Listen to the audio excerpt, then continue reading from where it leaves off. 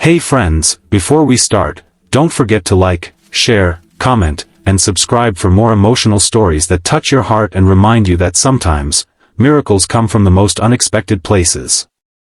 Now, let's begin. It all started on a gray morning when the towering black gates of the Grant mansion creaked open once again. Another nanny was leaving, her face pale, her suitcase rolling behind her, and her patience completely gone. The staff watched quietly as she muttered under her breath, "Those twins are impossible." The heavy gates closed with a thud that echoed through the vast marble halls. Inside, the house was silent, but not peaceful. It was the kind of silence that felt tired. For months, millionaire Ethan Grant, one of New York's most respected real estate moguls, had been hiring and losing nannies faster than anyone could imagine. His twin children, Liam and Lily, just 7 years old, were smart, mischievous, and deeply broken inside. They had lost their mother, Amelia, 2 years ago in a tragic car accident, and no amount of money could heal that wound. Ethan tried everything. Therapists, tutors, the most expensive child specialists. But nothing worked. The twins refused to talk to anyone except each other. They hid food under their beds, poured paint on the walls, locked nannies out of rooms, and screamed whenever someone mentioned their mother's name. That's when Maria entered their lives. She wasn't a nanny. She was just a maid. Quiet, polite, and humble. She came from a small town and worked 2 jobs to support her sick mother back home. Her hands were rough from scrubbing floors, and her clothes were simple, but her eyes held a calm kindness that most people overlooked. When Maria first saw the twins, they were sitting at the top of the stairs, glaring down like little guards protecting a secret. She smiled at them. They didn't smile back. They simply turned and disappeared behind the hallway door. That night, Ethan came home late.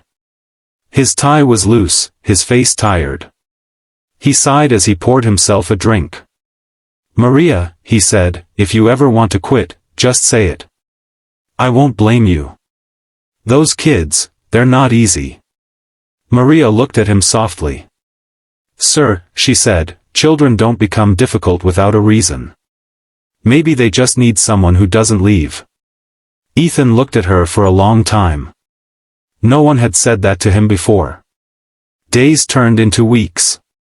Maria quietly did her work, dusting the grand piano that hadn't been touched in years, cleaning the children's playroom filled with toys they never used, cooking small meals that went untouched on the dining table.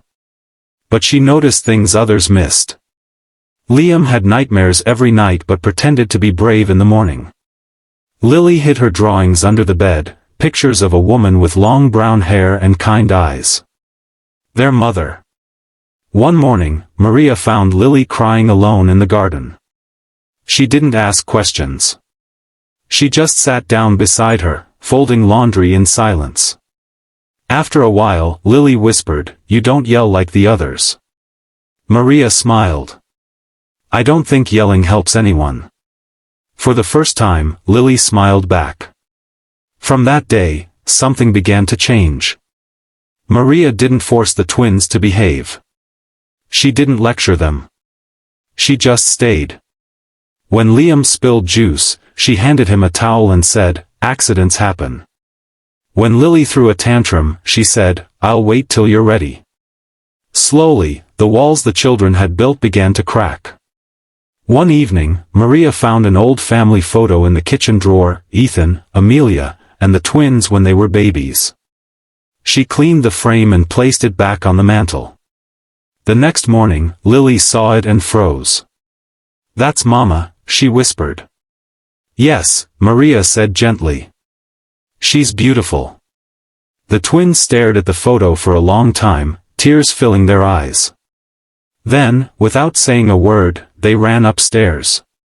That night, Ethan found them asleep together on their mother's bed, something they hadn't done since she passed away. Ethan turned to Maria, his voice breaking. "How did you do it?" Maria smiled faintly. "Sometimes, you don't need to fix children. You just need to love them enough that they want to heal." But just when peace seemed to return, trouble struck again. One afternoon, while Maria was folding sheets, she overheard a phone call. Ethan was arguing with someone.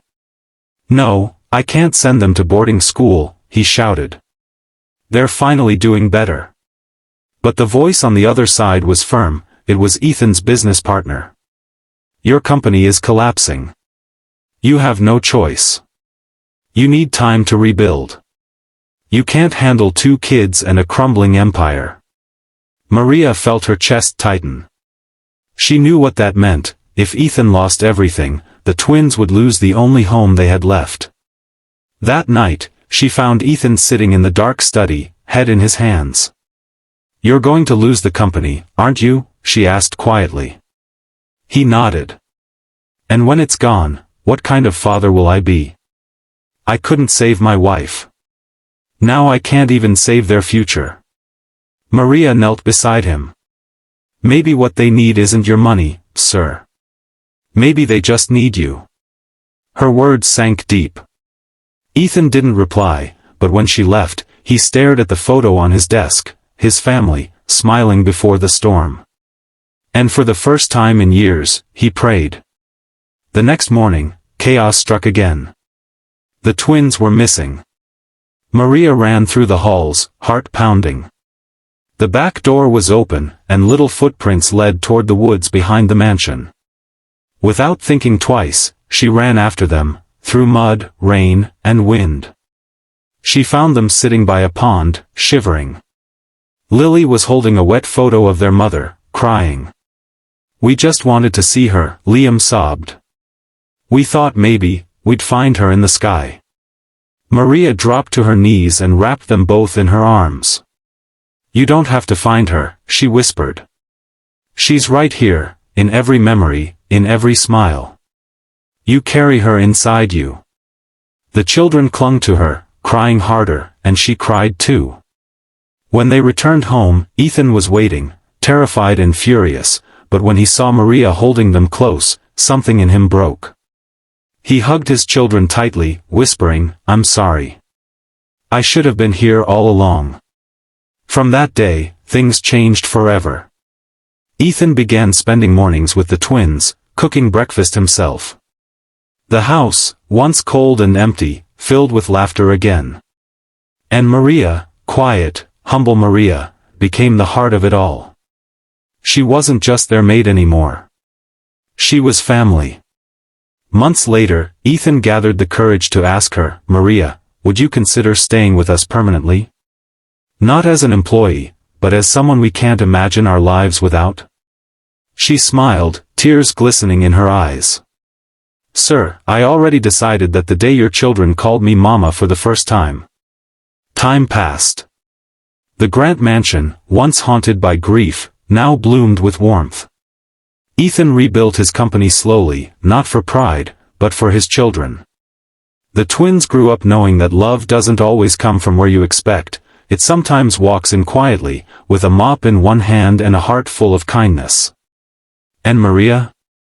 She never stopped being humble.